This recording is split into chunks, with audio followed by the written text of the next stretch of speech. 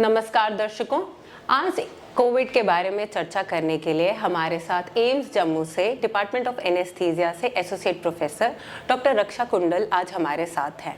Ma'am, जैसे कि Covid दोबारा आ गया है, कोविड के बारे में बहुत सारे फिर से साइन सिम्टम्स ये हमें रोज़ पढ़ने को मिलते हैं। उसी को मैम देखते हुए अब सर्जरीज भी दोबारा से आएंगी, जैसे कि स्टार्ट हो गया है। तो मैम, सर्जरीज कराने के लिए जैसे पहले कोविड मैंडेटरी था कि कोविड टेस्टिंग करेंगे या कुछ करेंगे, तो मैम अभी भी वो टेस्टिंग मैंडेटरी है मैम? देखिए संजोली जी, कोविड की टेस्टिंग आजकल सब सर्जरीज़ के लिए मैंडेटरी नहीं है, लेकिन अगर मरीज़ आपके पास प्री एनेस्थेटिक चेकअप के लिए, जैसे एक चेकअप होता है जो हम सर्जरी से पहले करते हैं, और अगर वो मरीज़ वो कोविड के सिम्टम साथ लेकर आता है या कोविड लाइक कोई भी सिम्टम हम देखते हैं, तो हम उस मरीज़ की केवल कोविड जाँच कराते हैं। अन्य रोगियों की जाँच हम नहीं करवाते, कोविड टेस्टिंग नहीं करवाते। मैम, इतनी इसकी आवश्यकता क्यों है अभी भी? इसकी आवश्यकता इसलिए, देखो कोविड बहुत तेज़ी से फैलता है, संक्रमित रोग है, एक से दूसरे को बहुत जल्दी हो जाता है, और अगर हम कोविड जांच नहीं कराएंगे, जिस रोगी में ये लक्षण पाए जाते हैं, तो हमारे स्टाफ, हमारे डॉक्टर्स और रोगी के परिजनों को भी कोविड होने का खतरा रहता है, इसलिए जांच अवश्य कराई जाती है।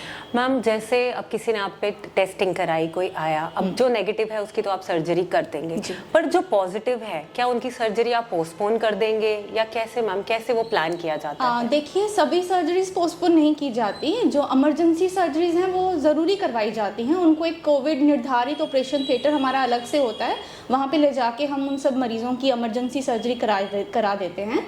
लेकिन अगर सर्जरी इतनी इम्पॉर्टेंट नहीं है, लाइक कुछ दिन रुक सकती है, 15-20 दिन रुक सकती है, जैसे किसी को गॉल स्टोन्स है, वो कुछ दिन रुक सकता है, तो जब वो कोविड से ठीक हो जाता है उसी के बाद हम उसकी सर्जरी करवाते हैं, लेकिन इमरजेंसी सर्जरीज कभी भी रोकी नहीं जाती। जी मैम।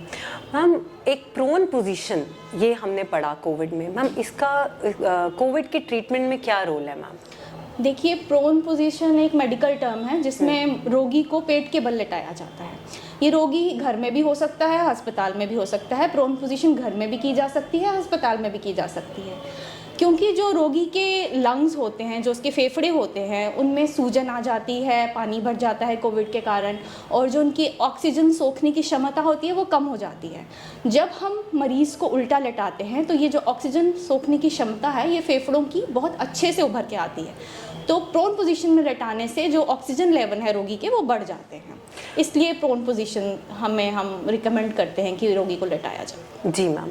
मैम, कब आईसीयू में या कब उनको वहाँ एडमिट होना चाहिए? जैसे अभी आपने प्रोन पोजीशन बताया कि प्रोन पोजीशन में उनको लेटाया गया तो उनका ऑक्सीजन ठीक होने लगेगा या उनकी क्षमता बढ़ जाएगी, तो within how many hours या मिनट्स या डेज मैम, कब उनको हम आईसीयू में शिफ्ट करते हैं even if they are hospitalised? देखिए, जो बहुत सारे तो कोविड मरीज़ घर पे ही ठीक हो जाते हैं, उनको तो हॉस्पिटल में भी भर्ती करने की ज़रूरत नहीं होती।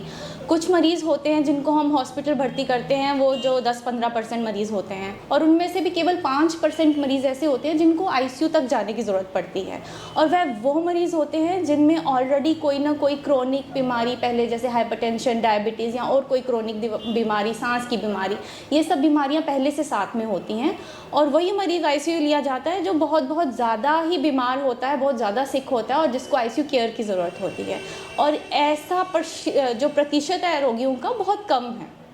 मैम, ऑक्सीजन की आज कौन कौन से मशीन्स या उपकरण हमारे पास अवेलेबल है मैम? देखिए, मेडिकल साइंस ने बहुत तरक्की कर ली है, हमारे पास बहुत वैरायटी के इक्विपमेंट्स हैं जिससे हम ऑक्सीजन डिलीवर कर सकते हैं। एक सिंपल फेस मास्क से लेकर छोटे से छोटे वेंटिलेटर से लेकर बड़े से बड़े तक वेंटिलेटर तक हमारे पास अवेलेबल हैं, जिनको हम यूज़ करते हैं as per the need of the patient, मतलब जिस हिसाब की ऑक्सीजन रिक्वायरमेंट है पेशेंट की, जैसे वो सांस ले पा रहा है लेकिन ऑक्सीजन कम है तो हम खाली फेस मास्क लगा देते हैं।